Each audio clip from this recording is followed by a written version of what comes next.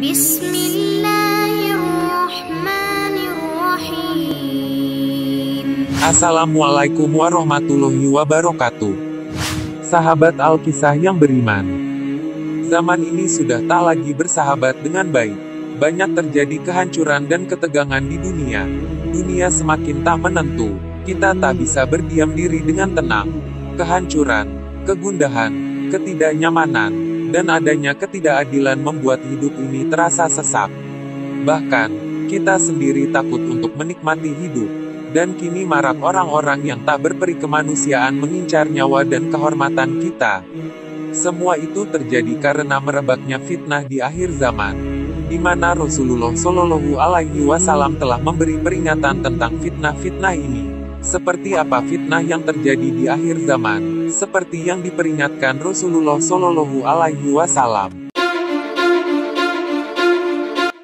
Temukan jawabannya, simak video ini sampai akhir agar tidak sesat. Tapi sebelum lanjut jangan lupa like, share, subscribe, dan nyalakan notifikasi channel ini, agar terus menyiarkan syiar Islam. Lalu tulis komentarmu, agar channel ini terus berkembang. Fitnah Al-Ahlas. Dari Umair bin Hani Al-Ansi. Ia berkata, aku mendengar Abdullah bin Umar berkata bahwa pada suatu hari kami sedang duduk bersama Rasulullah Shallallahu Alaihi Wasallam. Beliau memberikan peringatan tentang fitnah-fitnah, ujian di akhir zaman, yang banyak bermunculan, sampai beliau menyebutkan fitnah ahlas. Seseorang bertanya, wahai Rasulullah, apa yang dimaksud fitnah ahlas? Beliau menjawab, yaitu fitnah pelarian dan peperangan. Hadis riwayat Abu Dawud. Fitnah al-ahlas berarti pengungsian dan perampasan harta serta nyawa.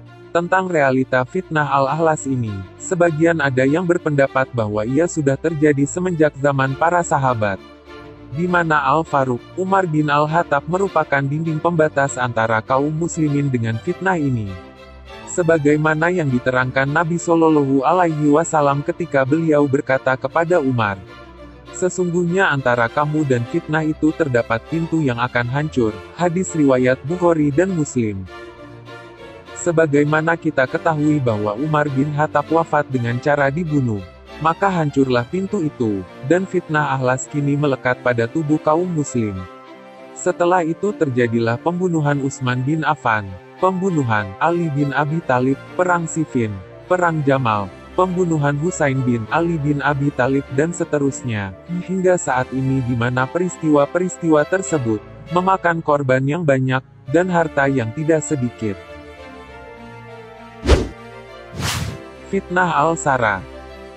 Masih di hadis riwayat Abu Dawud, Rasulullah Shallallahu Alaihi Wasallam kemudian menyebutkan fitnah Sara, yaitu fitnah kotoran atau asapnya berasal dari bawah kaki seseorang dari ahlul baitku. Ia mengaku bagian dariku, padahal bukan dariku, karena sesungguhnya waliku hanyalah orang-orang yang bertakwa. Kemudian manusia bersepakat pada seseorang seperti bertemunya pinggul di tulang rusuk. Karena itu, Rasulullah Shallallahu Alaihi Wasallam bersabda, berlepas diri dari orang itu, meskipun ia berasal dari keluarga beliau. Dan ia bukan termasuk wali-wali pembela Nabi. Sebab para wali Nabi adalah mereka yang bertakwa. Sedangkan orang itu adalah pencetus fitnah. Fitnah Al-Sara punya 3 pengertian, yaitu kekacauan karena perebutan sumber kekayaan duniawi, kekacauan yang membuat senang musuh, atau kekacauan karena kebencian dan sakit hati. Imam Ali Al-Qori menyatakan, yang dimaksud dengan fitnah As-Sara adalah nikmat yang menyenangkan manusia, berupa kesehatan, kekayaan, selamat dari musibah dan bencana.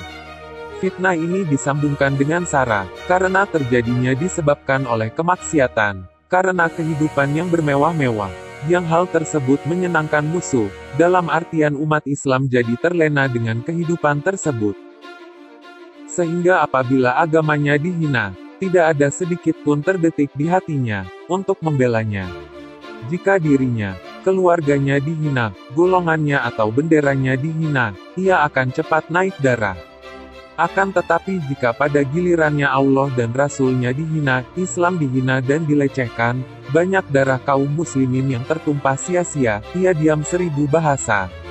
Sedikit pun tidak ada pembelaan, sampai doa pun tidak. Demikian Imam Ali Al-Qori menjelaskan fitnah tersebut. Fitnah Duhaimah.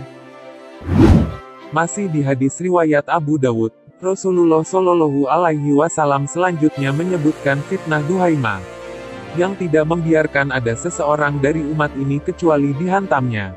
Jika dikatakan ia telah selesai, maka ia justru berlanjut. Di dalamnya seorang pria pada pagi hari beriman, tetapi pada sore hari menjadi kafir. Sehingga manusia terbagi menjadi dua kemah. Kemah keimanan yang tidak mengandung kemunafikan dan kemah kemunafikan yang tidak mengandung keimanan. Jika itu sudah terjadi, maka tunggulah kedatangan Dajjal pada hari itu atau besoknya. Fitnah inilah yang merupakan fitnah terberat, yang akan dilalui semua umat Islam. Secara harfiah, makna kata Duhaimah adalah hitam atau kelam. Di masa fitnah Duhaimah, banyak sekali orang Islam yang murtad, entah itu dimurtadkan, atau murtad dengan kemauan sendiri, akibat dangkalnya iman, atau bahkan tanpa sadar menggadaikan akidah, sehingga batallah keimanannya. Fitnah ini berlangsung lama, dan tidak ada yang tahu kapan fitnah ini akan berakhir. Puncak dari fitnah ini, adalah terbaginya manusia ke dalam dua kelompok, yakni kelompok pertama yang beriman dan tidak ada kemunafikan di dalam hatinya, dan kelompok munafik yang tidak ada sama sekali iman di dalam hatinya. Kelompok beriman akan ada di jalan Allah, sementara kelompok munafik akan bersama Dajjal. Demikianlah dahsyatnya fitnah Duhaimah, fitnah akhir zaman yang membuat orang berbolak-balik hatinya. Ekstrimnya, mereka yang terperangkap dalam fitnah ini, pagi hari masih membaca Al-Quran di masjid, namun di sore hari sudah mengingkari semua isinya. Di pagi hari masih menutup aurat dengan jilbabnya, namun di sore hari sudah berganti pakaian yang menyingkap auratnya. Betapa cepatnya perubahan keimanan itu, pagi beriman sore kafir. Nah sahabat Al-Kisah yang beriman, itulah penjelasan mengenai fitnah-fitnah yang terjadi di akhir zaman, yang kita sedang alami saat ini. Semoga syiar ini bisa memberikan hikmah, agar kita bisa terjauh dari fitnah ini, dan tetap menjadi umat yang senantiasa istiqomah, di jalan Allah Subhanahu wa Ta'ala. Alhamdulillah, syiar ini telah tersampaikan, dan terima kasih telah menonton video ini sampai akhir.